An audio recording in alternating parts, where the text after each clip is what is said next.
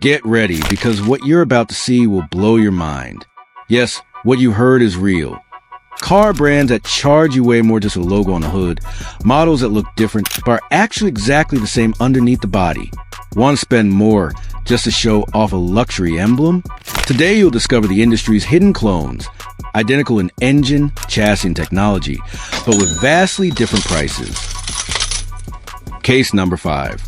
Chevrolet D-Max and its Chinese twin. For years, the Chevrolet D-Max was much more than just another pickup in the brand's catalog. It was a flagship model, a symbol of trust and toughness that earned a place in the hearts of thousands of drivers across Latin America and other markets. Its story was closely tied to Isuzu, the Japanese manufacturer renowned for its robust engineering and ability to build vehicles that withstand decades of intensive use. The D-Max wasn't just a truck for hauling cargo. It was a work tool that commanded respect. Farmers, builders, transport operators, and entire families relied on it to tackle rough roads, cross rural areas, and get through long workdays without complaint. Its reputation was built on dependable diesel engines, durable transmissions, and a structure designed to last. However, that story changed quietly but drastically. General Motors decided to end its alliance with Isuzu, and instead of continuing to build the D-Max with Japanese technology, it chose a cheaper path. Take an existing Chinese model, make superficial modifications, and sell it under the Chevrolet D-Max name. The new D-Max for the year 2026 has nothing to do with Isuzu. In reality, it's a Maxus T60 built by the Chinese company Pike. And here's the detail many buyers don't know. When you walk into a dealership, the salesperson will talk about its modern design, its efficient engine, its competitive price, but they won't tell you that the Japanese engineering that made the D-Max famous is no longer there. This isn't about looking down on Chinese manufacturers.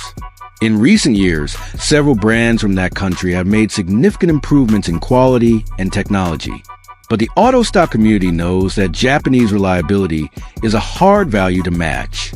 It's the peace of mind that comes from knowing your vehicle has been tested in extreme conditions and that its design is backed by decades of experience. The new D-Max, or the Chevrolet S10 Max sold in Mexico, comes with a PY 2-liter turbo diesel engine producing 159 horsepower, paired with a 6-speed manual transmission. On paper, the numbers look fine. Enough power to haul loads, decent efficiency, and a design that still turns heads. But the big question is how this engine will perform after 5 or 10 years of heavy use. This is where the comparison many buyers should make comes in. If you want to keep Japanese quality and reliability, the alternative is clear. In Mexico, the Mazda BT50 remains 100% Japanese thanks to the alliance between Mazda and Isuzu. This pickup is equipped with a 3-liter turbo diesel engine built by Isuzu. The original one, the one that has proven its endurance in thousands of tests and real-world jobs. The difference isn't just technical, it's emotional. Someone who buys a BT50 knows they're getting a vehicle with a proven lineage, with a history of durability that backs up every mile driven. Someone who buys a new D-Max, on the other hand, is betting on a product whose true nature isn't always communicated transparently. In Ecuador, the story repeats itself. The new Chevrolet D-Max that many purchase thinking it carries Isuzu's quality is, in reality, a Chinese-made Maxus T60. The pattern is clear. General Motors has chosen to use Chinese platforms to cut production costs, yet continues to sell the product as if it were the heir to Japanese tradition. Picture the scene. A buyer walks into the dealership, excited to get the pickup his father and grandfather drove for years. He looks over the bodywork, breathes in that new car smell, listens to the salesperson talk about power and versatility. He signs a contract convinced he's taking home a D-Max with a Japanese soul. Months later, he finds out his truck shares DNA with a Chinese model he'd never heard of. Revelations like this create frustration and, in many cases, a sense of being misled. Not because the vehicle is necessarily bad, but because the expectations set by the brand don't match reality. The lingering question is simple. Is it worth paying for a name when the product has changed so much inside? If your answer is that you're looking for tradition, reliability, and proven technical backing, then the new D-Max is not the same truck you once knew. In a market flooded with options, information is power. Knowing the real origin of a vehicle Its platform, its engine, and its performance history can save you thousands of dollars and years of headaches. That's why this case is first on our list. It shows how a brand can transform an icon into something completely different without the average consumer realizing it. Before we continue, let me tell you, this is a channel car dealerships don't want you to watch, because here we show things exactly as they are. Don't forget to subscribe and leave a like if you want to avoid being taken for a ride in the future. Case number 4. GMC Sierra 150 and Chevrolet Silverado 150. In the world of large, powerful trucks with an imposing presence, there are two names that come up again and again in conversations among buyers, mechanics, and motor enthusiasts: the GMC Sierra 150 and the Chevrolet Silverado 150. Two models that, at first glance, seem to compete with each other, as if they were direct rivals within the same family. But the reality, when you look beyond the paint and chrome details, is far more intriguing. They are practically the same vehicle. The story begins with General Motors, the automotive giant that controls both brands. GMC and Chevrolet are not independent companies developing their products separately. They are divisions of the same group that share platforms, engines, transmissions, and much of the engineering. This means that, although advertising and exterior design may try to convince you that you are looking at two different trucks, in essence you are seeing two versions of the same machine. Both are built on the same structural base, internally known as the tonneau platform. This platform is a skeleton on which everything is mounted: suspension, engine, transmission, bodywork. It's like two houses sharing the same foundations and internal structure, but one decorated with marble and the other with polished wood. Under the hood, the story repeats itself. Both the GMC Sierra 150 and the Chevrolet Silverado 150 can be equipped with a V8 Ecotec 3 engine of 5.3 liters, capable of generating 355 horsepower and impressive torque that allows heavy loads to be towed effortlessly. For those seeking even more power, both offer the V8 6.2-liter engine, a true beast producing 420 horsepower and turning these trucks into tools capable of facing any challenge, from hauling a trailer full of machinery to conquering mountainous routes with a full load. So, if they are so similar in what really matters, structure, engine, load capacity, where's the difference? The answer lies in marketing strategy and in how General Motors wants to position each brand. The GMC Sierra 150 is presented as the more refined, more exclusive option. Its advertising is aimed at those who seek not only power and functionality, but also a touch of luxury and distinction. That's why the Sierra includes details such as more elaborate chrome grills, premium Bose sound systems, leather seats with sophisticated stitching, with inserts in the cabin, ambient LED lighting, and some advanced electronic assists that, while useful, are not essential for daily work. The Chevrolet Silverado 150, on the other hand, is sold as the working man's truck, built for those who need power and durability, without paying for unnecessary frills. Its interior is simpler, its finishes are functional, and its equipment is designed to deliver the essentials: transport, towing, and longevity. The price difference reflects the strategy. A GMC Sierra 150 can easily reach $64,000, which in Mexico is equivalent to more than 1,200,000 pesos. The Chevrolet Silverado 150, with the same engine and the same capacity, costs around $54,000. That is just over 1 million Mexican pesos. We are talking about a difference of close to 200,000 pesos for details that, in many cases, do not affect performance or durability. Imagine having that extra money in your hands. Would you spend it on a chrome grille, a finer sound system, and luxury finishes? Or would you rather invest it in functional upgrades for your truck, a family trip, or even another vehicle for the city? This is where perception plays a key role. Many people buy the GMC Sierra thinking they're getting something superior, something more exclusive, when in reality they are buying the same truck as the Silverado, but dressed in a more elegant suit. This is not to say the Sierra is bad. It is an excellent truck, but understand that the Silverado is also excellent and offers the same for less money. From a commercial standpoint, General Motors' strategy is smart. It offers two almost identical products, but positions them differently to attract different types of customers. Those seeking luxury and exclusivity lean toward the Sierra. Those seeking functionality and savings choose the Silverado. However, For the informed consumer, this tactic can be an opportunity. Knowing that both models share the same mechanical base and that the differences are mainly aesthetic and in equipment allows for more rational decisions. In the workshop, mechanics know this well. When a Sierra comes in for maintenance, many of the parts used are exactly the same as those for a Silverado. Technical manuals show identical diagrams for key components. Even repair instructions are practically interchangeable.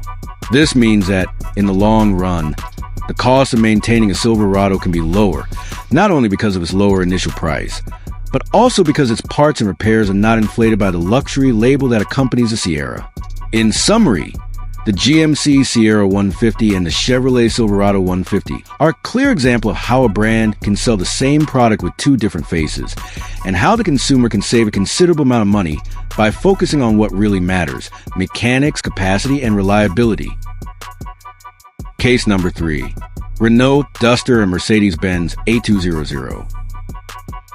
At first glance, it seems impossible that a rugged SUV, built for rough roads and off-road adventures, could have anything in common with a compact luxury hatchback designed to shine on city streets and park in front of stylish cafes. Yet the automotive industry is full of surprises, and this is one of the most striking. The Renault Duster and the Mercedes-Benz A200 share something fundamental, something that defines the personality of any vehicle: its engine. The Renault Duster is a familiar sight in Latin America. Since its launch, it has earned a solid reputation as an affordable, tough SUV capable of handling challenging terrain. Its design doesn't aim to impress with unnecessary luxuries.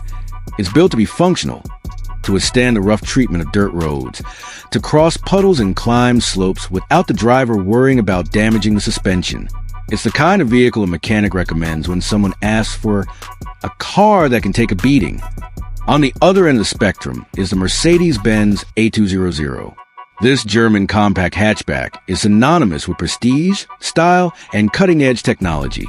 Its design is elegant. Its interiors are filled with premium details: high-quality leather, configurable ambient lighting, digital screens that look like they belong in a spaceship, and an endless list of electronic assistants promising to make driving safer and more comfortable. It's the kind of car bought as much for what it offers as for what it represents: status. The connection between these two very different worlds lies under the hood. Both models use the same 1.3-liter turbocharged four-cylinder engine, developed through a strategic alliance between Renault Nissan and Daimler, the parent company of Mercedes-Benz. In Mercedes' internal nomenclature, this engine is known as the M282. In Renault, it's called the H5HT. It's a compact yet efficient block, capable of producing 154 horsepower, enough to move both an SUV and a hatchback with agility. This engine is no improvised experiment. It was designed to offer a balance between performance and fuel efficiency, with smooth, consistent power delivery. In the Duster, it's paired with transmissions built to withstand rough use and the demands of off-road driving. In the A200, it's combined with gearboxes that prioritize smoothness and quick response in city and highway conditions. The big difference, as is often the case, isn't in the mechanics. It's in the packaging. Mercedes-Benz presents this engine inside a luxurious package with impeccable finishes, advanced technology, and a driving experience aimed at seducing those who value comfort and exclusivity. Renault, on the other hand, offers it in a more rugged presentation, with fewer frills but with a toughness that inspires confidence on difficult terrain. And here's where the comparison gets interesting: the price. A Mercedes-Benz A200 can easily cost $40,000 or more, depending on the country and the options chosen. In Mexico, that's roughly 760,000 pesos. A Renault Duster equipped with the same engine costs around $24,000, about 400,000 Mexican pesos. We're talking about a difference of roughly 300,000 pesos for essentially the same mechanical heart. Picture yourself at a Mercedes dealership, admiring the A200. The salesperson talks about its design, its technology, the premium experience it offers. Then you cross the street and walk into a Renault dealership. There you see the Duster, taller, more robust, with a simple but functional interior. The salesperson tells you it has a 1.3-liter turbo engine developed in collaboration with Daimler. If you're an informed buyer, you know that's the same engine you just saw in the Mercedes. This doesn't mean you should rush to trade your Mercedes for a Duster, nor that the A200 isn't worth its price. Luxury, technology, and brand experience have their value, and there are buyers willing to pay for them. But it does mean that, mechanically speaking, you're paying a considerable premium for a more elegant wrapper. The automotive industry is full of alliances like this. Manufacturers sharing engines, platforms, and technologies to cut development and production costs. What's curious is that these alliances are often not openly communicated to consumers. Most A200 buyers probably don't know that their engine also powers an SUV sold as an affordable, tough option in emerging markets. For those who value functionality over exclusivity, this information can be an opportunity. The Duster offers the same basic performance as the A200, but with a different focus. More ground clearance, reinforced suspension, traction designed for rough roads. In many ways, it's a more versatile vehicle for those who need to face varied conditions. On the other hand, the A200 offers a more refined driving experience, with lower suspension tuned for stability on paved roads, an interior that wraps the driver in high-quality materials, and a list of technologies that make every trip comfortable and safe. It's a car designed for those who enjoy luxury and aesthetics as much as mechanics. The question that remains is it worth paying hundreds of thousands of extra pesos for luxury and exclusivity when the heart of the vehicle is the same? The answer depends on each buyer, their priorities, and what they're looking for in a car. But what's undeniable is that knowing this information gives you an advantage. It allows you to make more conscious decisions based on facts, not just perceptions. This case is a reminder that in the automotive industry, appearances can be deceiving. Two vehicles that seem to belong to opposite worlds can share more than you might imagine. And at the end of the day, what drives both is the same engine, designed to deliver efficiency and performance, whether it's dressed in leather and digital screens or in tough plastics and simple upholstery. Case number 2. Ford Territory and its Chinese origin. The Ford Territory is one of those models that, when you see it in the dealership, seems to have it all. Modern design, elegant lines, well-equipped interiors, and technology that promises to make driving more comfortable and safe. The blue oval logo on the front immediately conveys the idea of tradition, of North American engineering, of decades of history building vehicles that have marked generations. But behind that carefully crafted image lies a truth many buyers don't know. The Ford Territory, sold in much of Latin America, is not a product designed in Detroit, nor assembled in plants in the United States, Mexico, or Europe. It is, in fact, a vehicle manufactured in China, and not just with Chinese parts, but conceived, designed, and produced by a Chinese manufacturer, Jiangling Motors Corporation, better known as JMC. The story begins with a strategic alliance between Ford and JMC.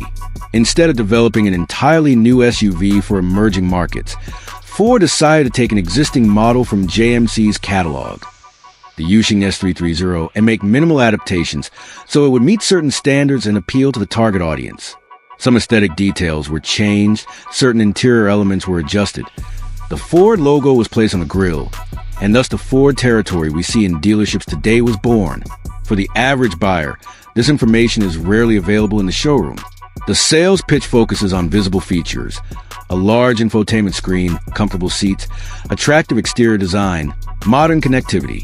But it does not mention that the vehicle's DNA is 100% Chinese.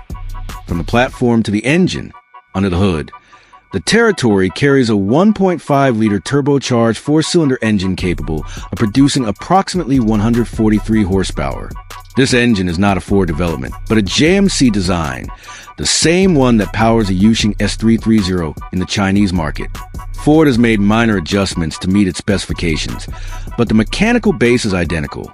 As for the interior, the Territory is visually impressive.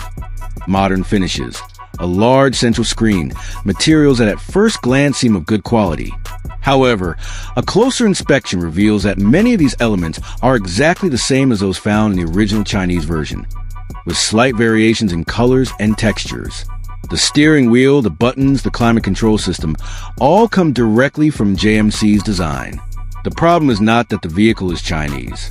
In recent years, several Chinese manufacturers have significantly improved in quality and technology, and some models compete head-to-head with traditional brands.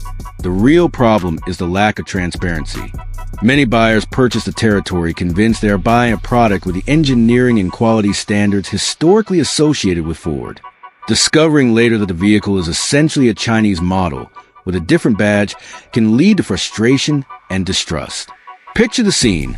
A customer walks into the dealership, drawn by Ford's reputation.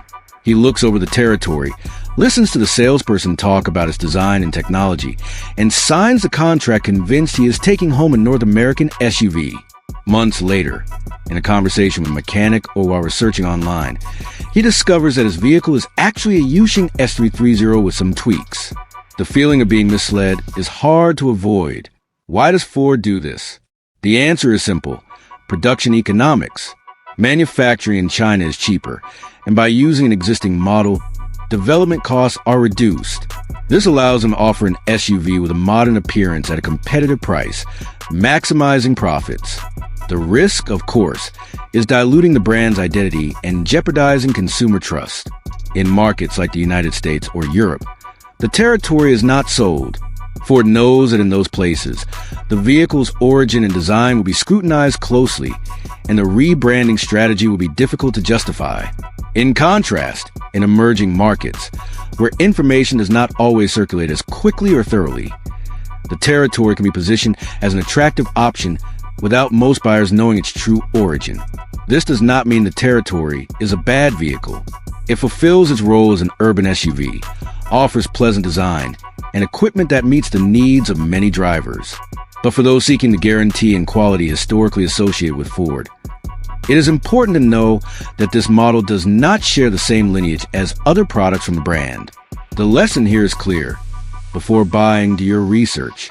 Don't rely solely on appearance or the prestige of the badge. Ask about the platform, the engine's origin, the place of manufacture.